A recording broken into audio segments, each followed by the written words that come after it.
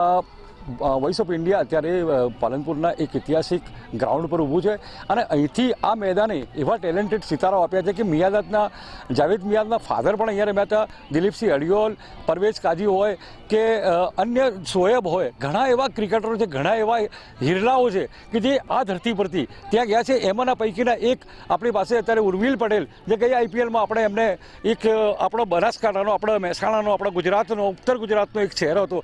અત્યારે મારી સમક્ષ ઉર્વિલ પટેલના પિતાશ્રી છે અને ઉર્વિલ પટેલના પિતાશ્રી અહીંયા દીકરીઓને પ્રોત્સાહિત કરવા આવ્યા છે. સાહેબ, પ્રથમવાર આવી ટુર્નામેન્ટનું આયોજન થયું છે, શું કહેવા માગો છો? અને સૌથી મોટી વાત કે દીકરાએ આટલી મોટી પ્રસિદ્ધિ મેળવી છે અને અમારા બનાસકાંઠાનું અને ગુજરાતનું નામ રોશન કર્યું છે. આ બંને બાબતોમાં શું કહેવા? સરજી, પહેલાં તો નિસ્વાર્થ સેવા સંગઠનને ખૂબ ધન્યવાદને પાત્ર છે. વુમેન ક્રિકેટ રમાવી જોઈએ. અત્યારે તો WPL પણ વુમેન પ્રીમિયર લીગ રમાય છે, તો અહીંથી આ નાની નાની દીકરીઓ જો રમશે તો ખૂબ આગળ પ્રગતિ કરી અને સારામાં સારી એક વુમેન પ્રીમિયર લીગ પણ રમી શકશે. ઉર્વિલની વાત કરું તો આ જ ગ્રાઉન્ડ ઉપર ઉર્વિલ તૈયાર થયા છે. 20 વર્ષની સખત મહેનતથી આ પરિણામ મળ્યું છે. ઉર્વિલ ગુજરાત ટાઇટનની ટીમમાં સિલેક્ટ થયા હતા. ખરેખર અમને પણ એનો ગર્વ હોય કે આપણો દીકરો આ નામ રોશન કરે. સમગ્ર બનાસકાંઠા જિલ્લા તેમજ ઉત્તર ગુજરાતનું ઉર્વિલે ગૌરવ વધાર્યું છે. મારે voice of India news channel દ્વારા એટલું જ કહેવું છે કે ઉત્તર ગુજરાતમાં મોટા મોટા ઉદ્યોગપતિઓ છે, જો એમનો સાથ સહકાર લઈ અને જેમ IPL રમાય છે એવી ઉત્તર ગુજરાતની અહીં એક ટુર્નામેન્ટ મોટી રમાય અને અહીંના બાળકોને ફાયદો થાય, અહીંના સ્પોર્ટમેનોને ફાયદો થાય. આપણે જાણીએ છીએ ઉત્તર ગુજરાતમાં સામાન્ય ક્રિકેટરો જ આવે છે, જે અમદાવાદ, બરોડા ત્યાંથી જે ક્રિકેટરો આવે છે. જો અહીં એનું આયોજન, નાનું પ્લેટફોર્મ તૈયાર થાય તો સારામાં સારા ખેલાડીઓ અહીંથી તૈયાર થાય એવા છે. એટલે મારે વોઇસ ઓફ ઇન્ડિયા થકી આ મેસેજ આપવો છે કે અહીંના સારા ઉદ્યોગપતિઓ હોય તો આમાં જોડાઓ અને આ બાળકોને ખૂબ આગળ લઈ જાઓ.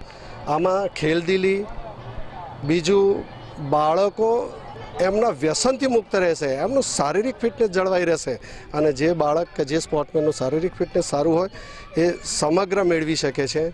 તો આ બાબતે આજે જે આયોજન કર્યું છે એ તમામ સંગઠન આપ સૌ પધાર્યા છો એ બદલનો ખૂબ ખૂબ આભાર. અત્યારે ઉર્વિલ પટેલના જે પિતાશ્રી એક સરસ મજાનો સંદેશો આપે છે કે વ્યસન મુક્તિ થાય અને અહીંયા ઉત્તર પ્રદેશ અને UPL કે ઉત્તર ગુજરાતની એક IPL જેવી ટુર્નામેન્ટ રમાય, જે ઉદ્યોગપતિઓને આહવાન કર્યું છે અને ખરેખર ખૂબ સારા પ્રયાસો છે. તો અહીંની જે ઉગતી પ્રતિભા છે એમને ખરેખર અત્યારે એક સારામાં સારું એક પ્લેટફોર્મ મળશે.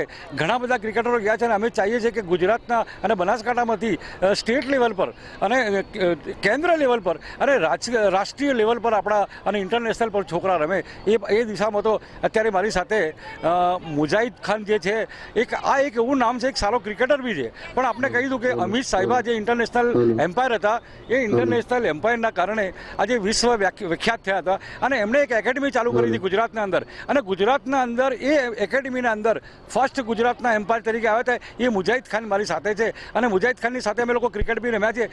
મુજાહિદભાઈ, અત્યારે ઉત્તર ગુજરાતની જે પહેલી વખત ટુર્નામેન્ટ થાય છે મહિલાઓની, શું કહેશો સાહેબ મહિલાઓ માટે અને આગામી ક્રિકેટ માટે? બનાસકાંઠામાં બહુ પ્રતિભાશાળી ક્રિકેટરો છે અને આ જે મહિલાઓ માટે જે ટુર્નામેન્ટ થઈ રહી છે એ મને લાગે છે ઉત્તર ગુજરાતમાં પહેલી વખત થઈ રહી છે. મહિલાઓ માટે આટલું મોટું પ્લેટફોર્મ અહીંયા પૂરું પાડો છો. આવી રીતે અવારનવાર જો ટુર્નામેન્ટો કરતા રહેશો તો મહિલાઓને બી આગળ જવાનો બહુ મોટો ચાન્સ મળશે.